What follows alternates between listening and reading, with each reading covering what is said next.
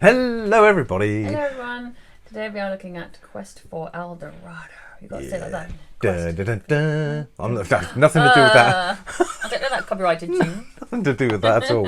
Allegedly, this guy doesn't look anything like him. No. Like who? I don't know. It's just a tune I just I don't know who you're talking about. This is a 2 to 4 player game by Rhino Knizia. It is a race game where you're racing to get to the golden city of El Dorado. Yeah. And it's a deck building game. Also. Big Dominion and Tikal, your favourite game, having a baby, and then this is what they produce. True that. Very true. Yeah. I'm not a big fan of Tikal. You're not, but so we'll see how this changes. Yeah, see if change my mind. see if you've got any things about this. So yeah, this is the Finnish version of this game. So we had to go abroad by the Finnish. Right. You know, Danish, Sweden, that kind of area. Finland. I assume it is because it's made by Don't try and pronounce that. Lautpaletit. Fi. So yeah, Finland.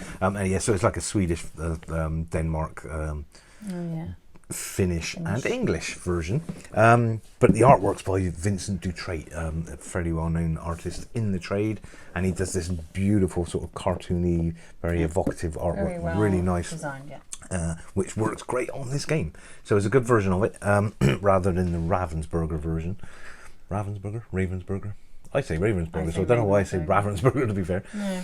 Been watching too many other people saying Ravensburger, obviously. Maybe. Anyway, so I do digress, which is a funny thing that you do in this game, strangely enough. So let's say how the game works then. Basically, as Bear said, it's kind of a deck building and a racing game, and the racing game aspect is you've got this kind of modular board, so it's like 1, 2, 3, 4, 5, 6 sections of a board that you randomly choose. There are, I say randomly, there are maps in the rule book that suggest various placements of these tiles, and they're flippable, so you've got like a hard and an easy side, if you like. And then there are sort of easy routes, medium routes, and expert routes where you have to obviously try a lot harder to get through all the different terrains. So you choose your route and you lay it out. Quite a table hog because it's quite a big kind of sprawling hex map that can. Yeah. We had to kind of do it in stages on our little table. So you lay out these hexes, and between each hex you put a little kind of barrier, which that's another randomised thing that you kind of shuffle those and put them out, and they're kind of tiebreakers at the end of the game. Yeah, if you pass those first, you get those into your sort of hand for later if there's a tiebreak need, if you kind of arrive at your destination. And it's probably quite common that you would arrive. I would think so, yeah. It seems quite very close races, yeah. So you do kind of need those. Ish. Yes. You know. We didn't last time we played it. No. Anyway, so you've got the modular board, and you've got, well, in a 2-player game you've got 2 characters. In a 3 or 4-player game you just have 1. But in a 2-player game you have 2 characters that you have to race across the modular board tiles to the city of El Dorado, and the first one there wins. And the way that works is you've got a you've got a deck of 8 cards that you shuffle up and then take 4 into your hand, and that's your hand. And in every go you do 2 things, or 2 of. How many? I can say 1 of 2 things. You do up to 2 of 2 things. You can do 1 or 2. You know what I mean. So one of the things you can do is you can move your character. So you do that by playing down cards that have the correct terrain type and value. So for instance, if your next move is onto a jungle. All right. Or a desert. All right. What do you say? Water.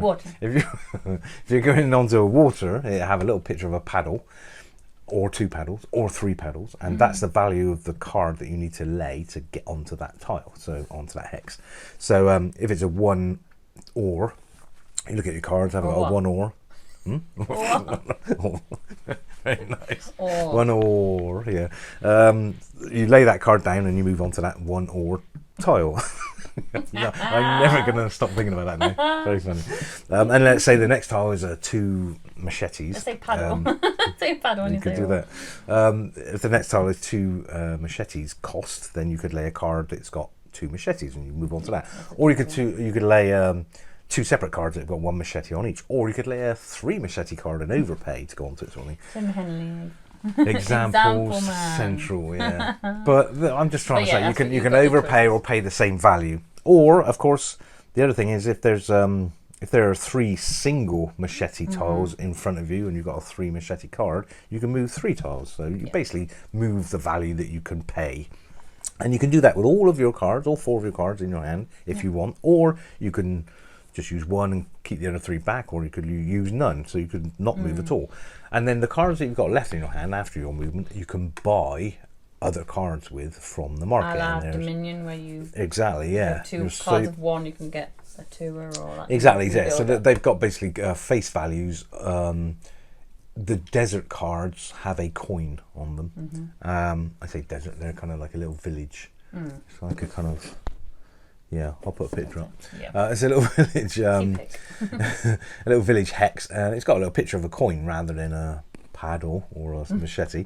And I think thematically, I guess you're paying the villagers to go through their village. I think and so some of the cards that you've got have got coins on for movement, but also then if you don't use those, you can use those as coins to buy from the market. So 1 card with 1 coin on would be worth 1 coin to buy something from the market. Some of the cards have got 3 coins, so that's worth 3, obviously. And then any of the other cards that you've got, so paddles and machetes, they count as half a coin. So if you've got, say, 2 separate cards, doesn't matter what their value is. Like if it's a 3 machete, it's still half a coin. I completely forgot that bit when we played that last. Yeah, so you can add those cards together. So if you've got, say, 2 cards with gold coins on and then 2 separate other cards, you can have that's 1 and then whatever those are value, and buy something from the marketplace. And they give you bigger movements, so you might be able to get in the theme of it, there's a card that's a prop plane, and that's worth 4. So it basically costs 4. Do you mean costs 4 and gives you movement of 4? Yeah, like that. So it gives you more movement. So it's basically saying you've bought a prop plane and you can go further on your. And I think the prop plane says any of the there's like any colours. Yeah, you can fly over. The water, river or jungle or that kind village. of thing. So it's good for the theme. Yeah. From that point. Yeah. of view. So you're getting stronger cards with more power and more movement. And there's experts like photographers who also know or sailors who know how to traverse the rivers. Yeah, map readers that takes you further along on the blue. Yeah, so they've got special powers. Some of the special powers are kind of once and done, and when you use it, you discard that card from the game.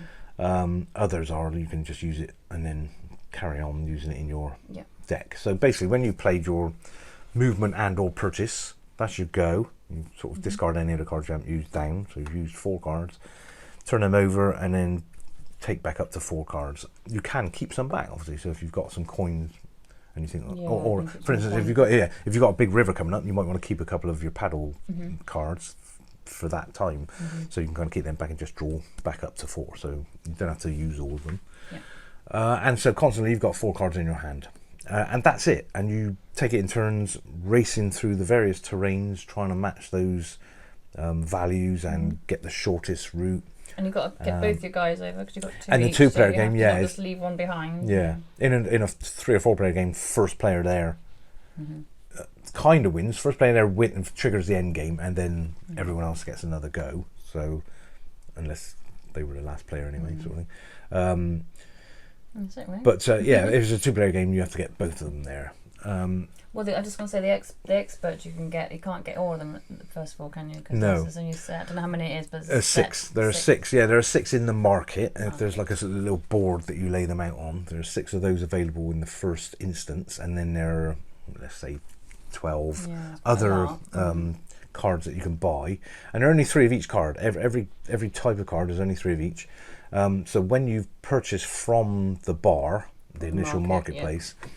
As soon as one of those stacks of 3 is depleted to 0 and there's an empty space, you can then purchase from the other 12 or so cards. And bump up to the market. Yeah, and then as soon as you buy one of those other cards, then that little stack moves up to the marketplace, and then basically means it's making it a bit tougher. It kind of blocks anything you want straight away. Exactly, yeah, blocks the sort of 12 cards that are available the rest of the space. Just buy the best one. You're right, yeah, it really is a nice kind of little mechanism that kind of keeps things a little bit kind of as long as you remember kept that at you bay. can't buy them. Yeah, it's very easy to go, I want to buy that. Oh no, you can. Oh. Yeah. But yeah, very simple game, very quick, plays really quickly. It's a nice kind of bit of, you're kind of just doing your own thing in a way, but of course there are certain easier routes through a tile. Some might be sort of full of 3s that you don't want to go through, and some are 1. Yeah, so you can't ever be on the same tile as another character, even your own. So there is a certain amount of blocking available that you can do to kind of, You know, especially if you're moving 2 characters. I thought that was probably quite interesting difference between a 3 and a 4 player game. 3 and 4 stroke 2 player game is you can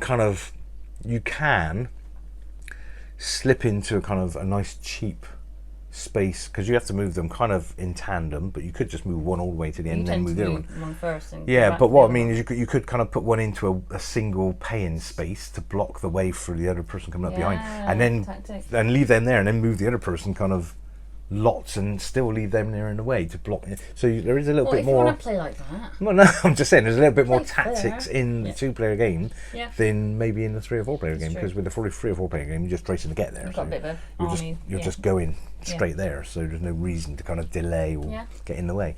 But yeah, neat little game, really not well. Obviously, Reiner Knizia, a good designer. So with the artwork, beautiful game, really nice on the Simple table. For me, not too taxing. Yeah. I don't like a big taxing game where it's all rules. Yeah, it's very simple. It is very simple. I was it's not happy kind of to, once you said what the rules were, happy to play it, and it was simple to pick up. Yeah. Which is from a non-gamery point of view, good for me. Yeah. And fairly quick. It says 45 minutes. Which, was it 45? Yeah, I think it was. Yeah, well, and you know, if not less. Yeah.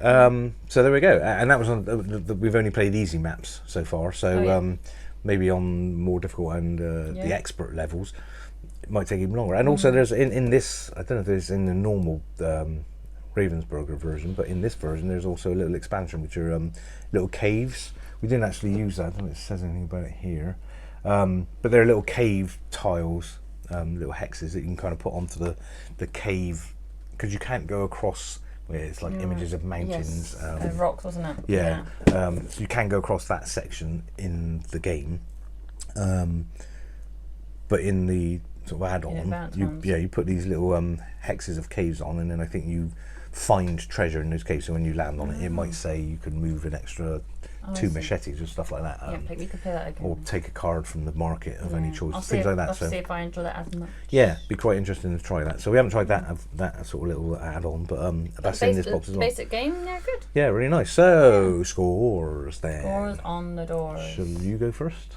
No, you. I shall go first. Okay, so I really like this theme, obviously, because it's very tick-out, as you say, very. I mean, sorry, I'm gonna get banned from YouTube. You come that for 15 seconds. Yeah, really like it. The artwork's great. It's a really nice table presence. Very simple, nice game to get out. I'm going to take this to the Board Game Club, see if they sort of enjoy it. So for me, a big hit. I'm going to go for an 8 on this one. Really like it. Not done. I wasn't sure about the theme when you said I want you to play this with me. I was like, oh, not another Tikal game. Yeah, I get that.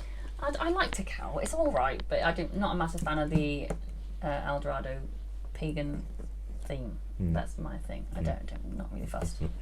But I prefer this to Tikal. It's simpler. It is. So that's more my thing. It's less daunting than I've played Tikal. True, yeah. Sorry, Tikal lovers out there, and you. Me, for instance. I'm going to give this a 7. It's a bit down from you, I think, from the theme-wise. But that's pretty good. I like the actual artwork and all that stuff. It's just, I'm a massive fan of finding pagan statues and things. Yeah. But, 7. 7 and 8. 15. Nice. Good maths. Good maths. Quick maths. I'm learning. Well, there you go. 15 is a good score. Quest art for El Dorado. This version, particularly. I'm sure all the other versions are just as good. Recommended for non-gamers as well as gamers. Yeah. It's simple to pick up, and if like the theme in particular, I think we could give it a go with my family. Yeah, definitely. Yeah. It's only up to 4 though. Up to 4. Just bear that in mind. Yeah, 2 to 4. Yeah. So there you go. I don't know why actually. You think you could sort of add more players and things? I don't see why you couldn't be 6 people racing across the board. We'll try it with 4 maybe and see how we get on. Yeah, excellent. Well, there you go. Hope this has been helpful for you. Try and seek this one out. Like I say, basically go to Finland. I think we probably just went direct to El Dorado. I think we just went to this website direct. So it's lautapelit.fi. Apologies for mispronunciation. So there we go. Hopefully you'll find this one and give it a race. Brilliant. Thanks very much, guys, for watching. We'll see you on the next one. Give us a like and subscribe, and give us some suggestions for other things you might want us to review. Thanks very much. Thank you, guys. See you again. Bye. Bye.